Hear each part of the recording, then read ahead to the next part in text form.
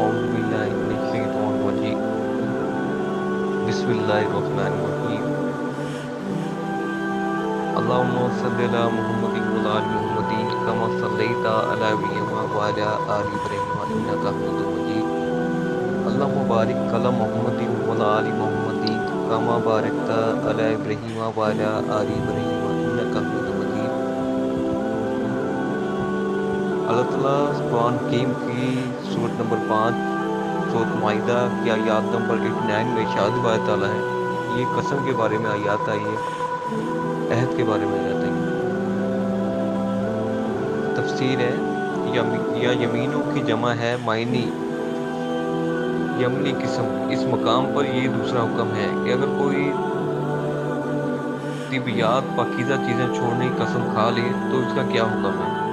قسم کی 3 قسمیں ہیں، یمین لغوی جو بے ساختہ عادت کے طور پر زبان سے یوں ہی نکلی جاتی ہے، جیسے نہیں اللہ کی قسم یا کیوں نہیں اللہ کی قسم، ایسی قسموں پر نہ کفارہ ہے نہ سزا۔ نمبر 2، یمین خموس یعنی چھوڑ جھوٹی قسم، جو انسان نیت اور ارادے کے ساتھ دھوکہ و فریب دینے کے لیے جھوٹ بول کر قسم کھائے کہ ایسا ہوا یا نہیں ہوا، حالانکہ اس قسم کے واقعے کے خلاف ہو، یہ کبیرہ گناہ ہے، اس کا کوئی کفارہ نہیں۔ اس کا علاج یہی ہے کہ سچے دل کے ساتھ اللہ تعالیٰ سے توبہ و استغفار کرے، کیونکہ اس نے بہت بڑے جرم کا ارتکاب کیا ہے۔ منعقد ہونے والی قسم یعنی ارادے اور نیت کے ساتھ قسم کھائے کہ میں ایسا کروں گا یا نہیں کروں گا، پھر اگر وہ قسم پوری نہ کر سکے تو اس آیات میں اس کا کفارہ بیان ہوا ہے، جو یہ ہے کہ 3 کاموں میں سے جو چاہے اختیار کر لیں، یعنی 10 مسکینوں کو اوسط درمیان درجے کا کھانا کھلانا، یا انہیں کپڑے پہنانا، یا ایک گردن آزاد کرنا۔ اگر ان تینوں ہی کی طاقت نہ ہو تو 3 روزے رکھیں۔ بعض اہل علم نے اوسط کا معنی افضل لکھا ہے، لغت میں یہ معنی بھی موجود ہے۔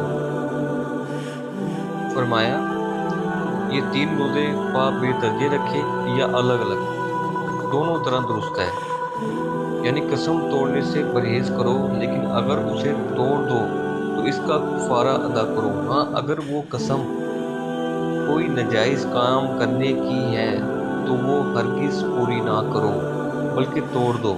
اس کا کفارہ ہے یا نہیں، اہل علم کا اس میں اختلاف ہے، بہتر ہے کہ ادا کر دو۔